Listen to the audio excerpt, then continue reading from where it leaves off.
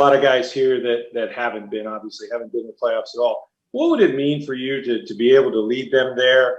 And how do you relate that, even though every game counts the same, when you get to this time of year, it's even more important? Well, I think we're all, when you start the football season, everybody has goals of, whatever type of achievements, you can put together. And for all of us, you play to win. So I think those situations like the playoffs take care of themselves when it's time for those to take care of themselves. And I think just the focus right now is just one game. It's not anything beyond that. There's a lot of football left. Every game is very important. Every game was important in September. And I think that, right. Just having to realize that, it's a series of one-game seasons, and you got to put everything you can into that 1 week. You empty the tank, and then you got to fill the tank back up for the next week. So it's still November. It's not even Thanksgiving yet. This is the time where we got to go out and put the work in every day and have a lot of mental toughness about what we're doing. We haven't been in it for 2 weeks. We've been in it for a while, and guys, you get bumped around. You got a lot of bumps and bruises. Feels like Groundhog Day, but you still got to put the work in and go out there and be excited about what you're trying to do and try to improve so that you can continue to put yourself in a good position to succeed. Thanks. Thank you. All right, next is Greg Auman. Hey, Tom, obviously you've played in a lot of primetime games and had success over the years with them. Given that the team that you're with hasn't had the same success, we're just curious what you would suggest, what you do, what you don't do on a Monday when you have such a long wait to build up to a game, and also just how much these primetime practices the next 2 nights might help get the team in the right mindset. Well, we got to be, as an NFL player, you're prepared to play whenever you're scheduled. It's 1 o'clock, 4 o'clock, 8 o'clock, Thursday night, Sunday night, Monday night, whatever. If it's 3 a.m, it's 3 a.m. You got to go to London or Mexico. It's really about what you do for those 3 hours. So everything should build up for those 3 hours. We get a chance, we get 1 day a week to perform. 3 hours, 3 hours for 1 day a week. You got to put yourself in a mental, emotional, physical frame of mind to be at your peak for that moment. So the game doesn't take place on Wednesday afternoon. It doesn't take place on Friday afternoon.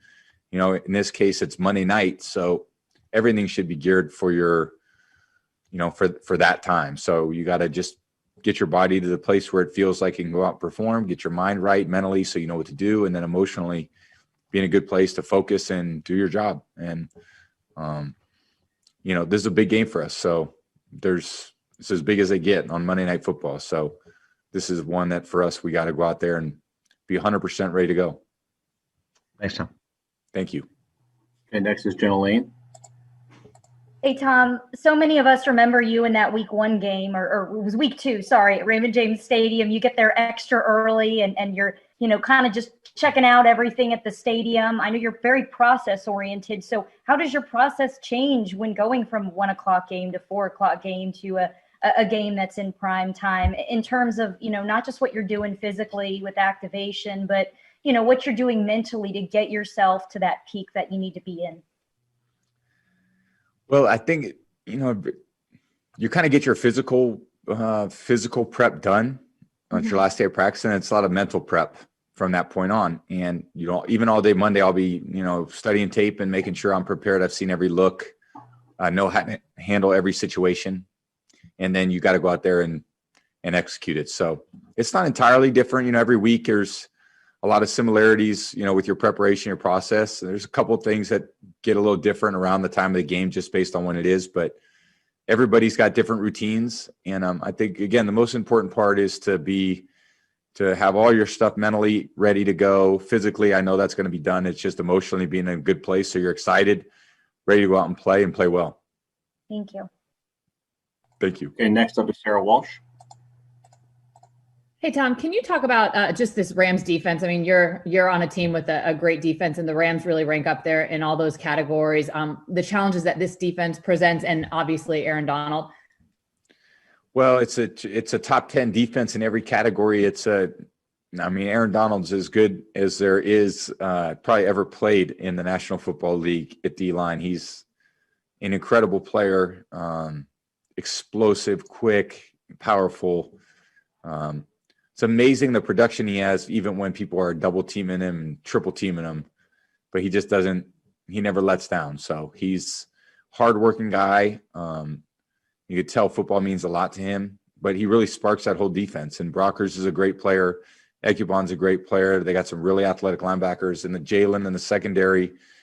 They got some really good players that maybe some people haven't heard of, but that are playing really well. Williams had 2 picks last week. Johnson's a really good safety. Fuller's a really good player. Troy Hill's a player. I played against him quite a bit. So, they're really good. They're fast. They attack. They're aggressive. They're in a good scheme. And you don't have a lot of time as a quarterback to sort things out because this D-line's on you so quick. So just going to have to, make good reads and make good accurate throws, be on the same page with the receivers. And, it's going to be a great football game. All right, next up is Kevin O'Donnell. Hey, Tom, I don't know if in your career you've changed up practice like this for a night game, but have you? And do you think this is something that could shake things up and work in favor for you guys? I practiced, basically all different times and places, and I've done a lot of different things. I've played a long time, so over the years, there's been a lot of different types of practices. So morning, night, travel to practice, practice in gyms, practice on a cricket field in England once.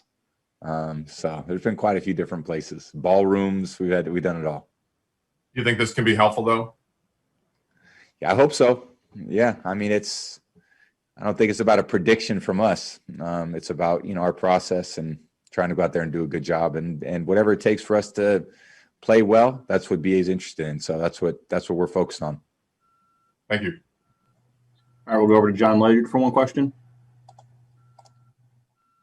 Tom, after a hot start to the season with the deep ball, passes of 20 yards or more in the air over the last 3 games, just 1 of 13 on those throws. It hasn't all been an accuracy issue either. It looks like a lot of different things on tape.